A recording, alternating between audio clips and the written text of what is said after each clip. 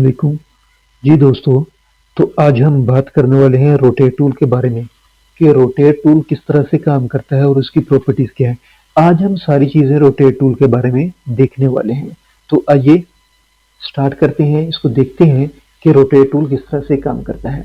यहाँ पे मेरे पास एक रेक्टेंगल है और इसके ऊपर मैं कोई भी कलर दे लेता हूँ। ठीक है, आउटलाइन इसकी मैं नन कर लेता हूँ। नन करने के बाद मैं इसको ज़रा जूम करके देखता हूँ। अच्छा, अब मैंने इसको रोटेट करना है। ये देखें, यहाँ से ये मेरे पास रोटेट हो रहा है, यहाँ से भी हो रहा है, लेकिन इस चीज़ के बावजूद हमारे पास एक प्रॉपर जो है वो एक मतलब कि देखें, यहाँ पे कभी हो गया कभी ना हुआ। ठीक है, तो इस तरह की प्रॉब्लम्स आती हैं। ये देखें, इसको बड़े ध्यान से यहाँ पे अगर रोटेट टूल को लेके आना है तो बड़े ध्यान से ये रोटेट होता है। देखें, ठीक है, तो बड़े ध्यान से इसको करना पड़ता है। लेकिन हमारे पास एक प्रॉपर इलस्ट्रेटर ने हमें एक रोटेट टूल दिया हुआ है कि उसके ज़रिए भी आप इसको रोटेट कर सकते हैं। तो किस तरह से करते हैं इसको हम देखते हैं। यहाँ पे हम आएंगे रोटेट टूल के ऊपर।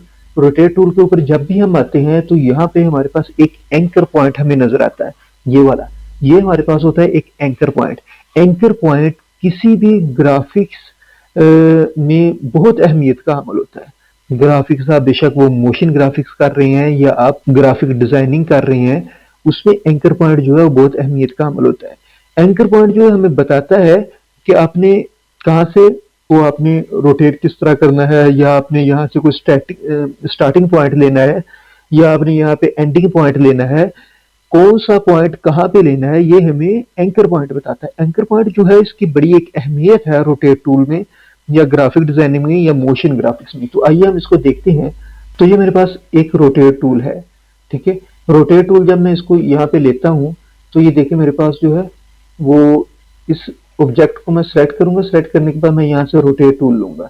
जी, मैं रोटेट टूल लूंगा तो अब जहाँ पे मर्जी मैं इसको रख के, यहाँ पे रख के और यहाँ पे रख के, यहाँ पे रख के, जहाँ पे मर्जी रख के मैं इसको रोटेट कर सकता हूँ और आंखें बंद करके मैं इसको रोटेट कर सकता हूँ।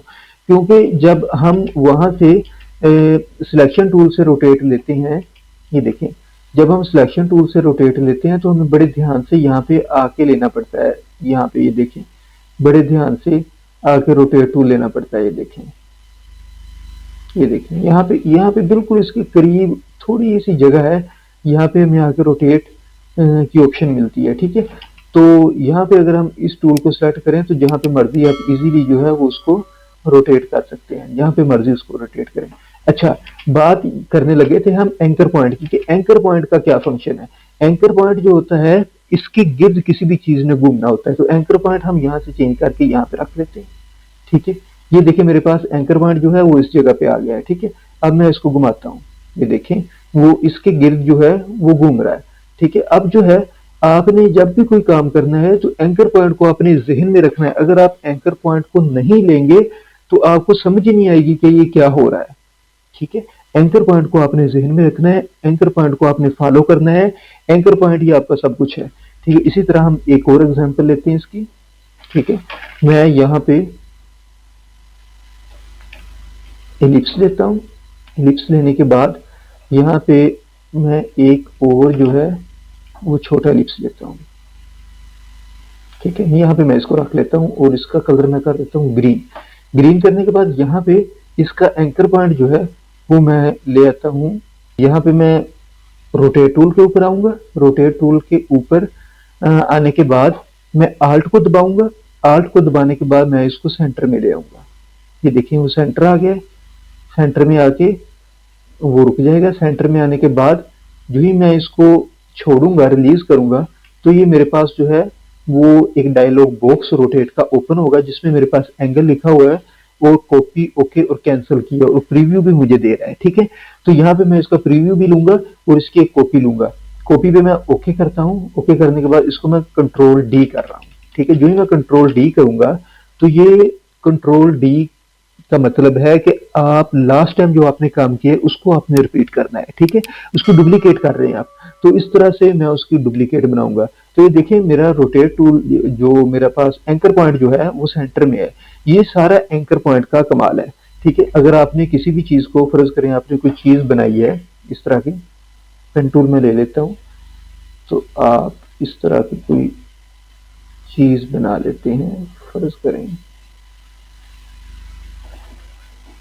ये कुछ इस तरह से हम कोई रैंडमली कोई चीज़ बना लेते हैं, जिस तरह ये फ़िश की तरह है, ठीक है। तो रैंडमली हम कोई चीज़ बना लेते हैं, ठीक है। अब जो है रोटेट टूल से हम इसका एंकर पॉइंट जो है वो यहाँ पे ले लेते हैं, ठीक है। तो जो ही हम यहाँ पे लेते हैं, तो ये देखें यहाँ पे हम इसको दे लेते हैं 90, ठीक है। 180 कर देते हैं, 180, ठीक है। तो इसकी मैं कॉपी लेता हूँ, ठीक है।